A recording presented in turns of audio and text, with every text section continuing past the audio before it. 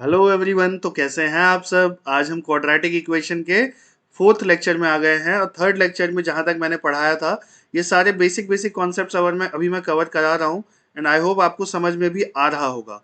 ठीक है। तो आज मैं जो टॉपिक कराने वाला हूं that is topic of extraneous roots and loss of roots.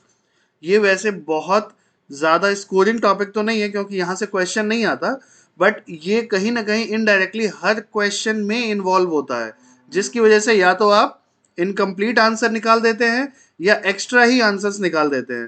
तो ये आपको बताएगा कि ये क्या होता है और क्यों ये हर क्वेश्चन में लगभग लगभग छुपा होता है।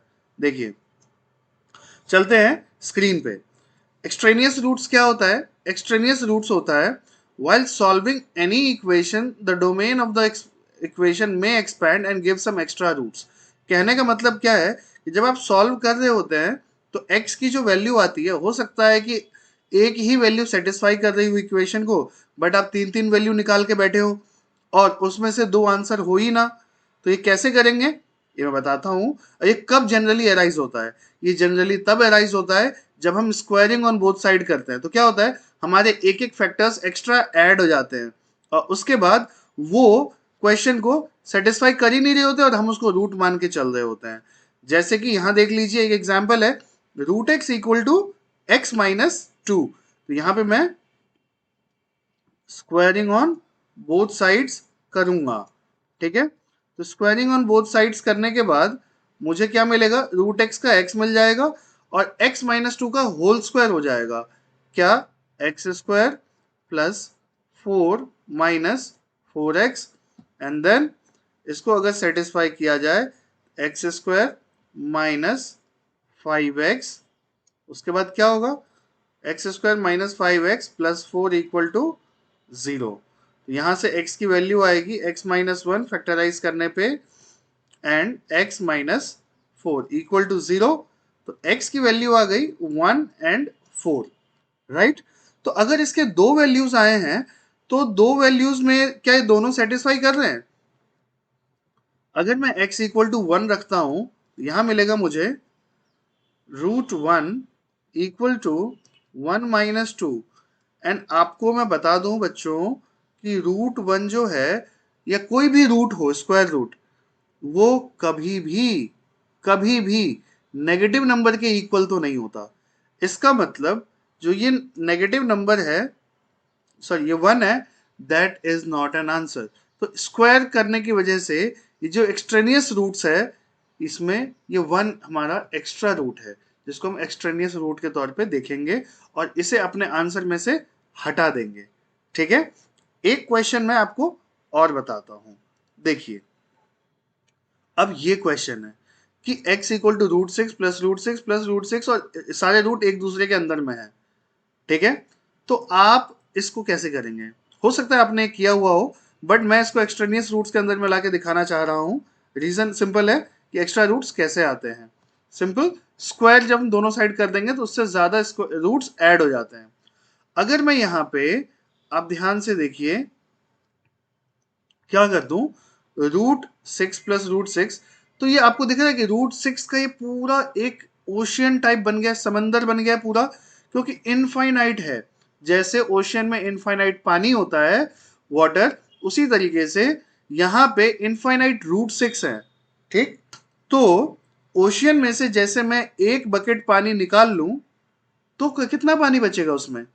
Infinite, right. इनफाइनाइट ही बचेगा। उसी तरीके से अगर मैं इसको हटा भी दूं और इसको ले लूं तो ये क्या है? ये अभी भी ओशियन है ना। एक बकेट पानी से ओशियन पे क्या ही असर पड़ेगा? उसी तरीके से अगर मैं एक रूट सिक्स हटा लेता हूं तो क्या फर्क पड़ेगा? ये तो इनफाइनाइट तक जा ही रहा है। तो इसका मतलब इसको भी मैं x बोल ही सकता हूं ना। अगर मैं पहले वाले को हटा देता हूं, ये भी तो मेरे लिए x ही है, क्योंकि x क्या है? रूट सिक्स का समंदर, और ये अभी भी समंदर है, एक रूट सिक्स हटा दिया उसके बाद भी। तो बस क्या हो जाएगा? x equal to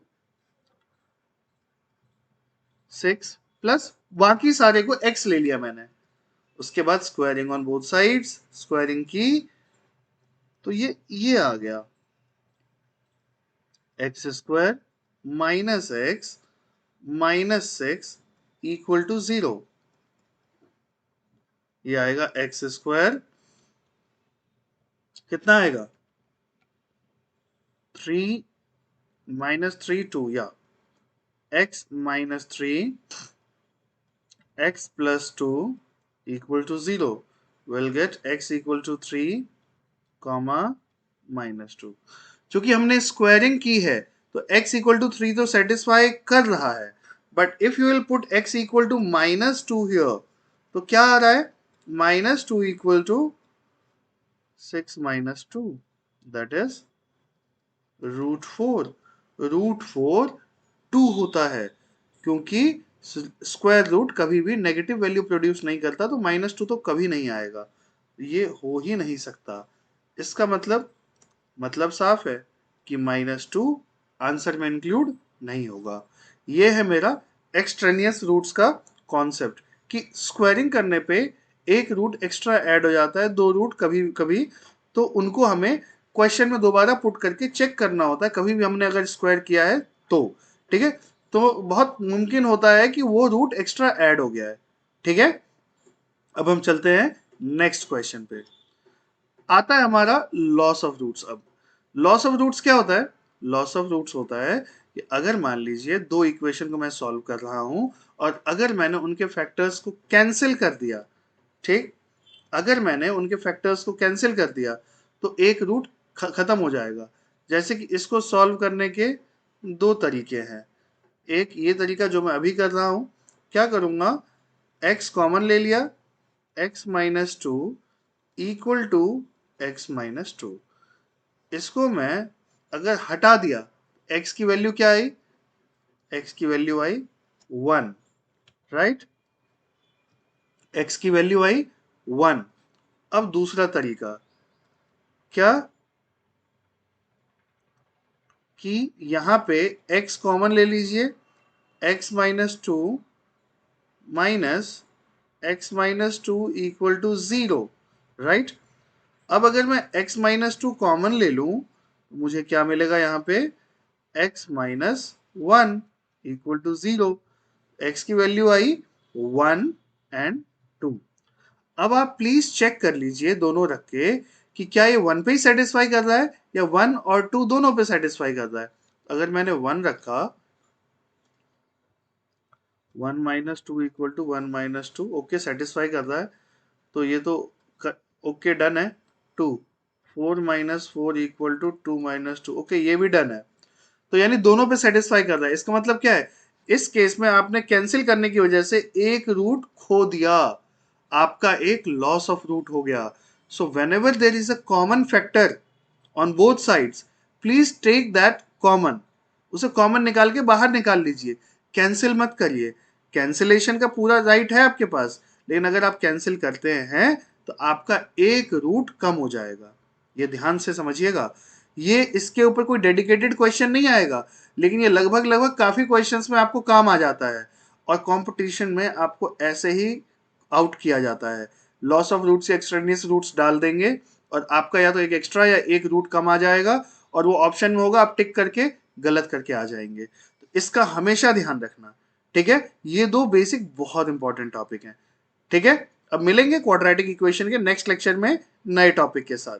thank you.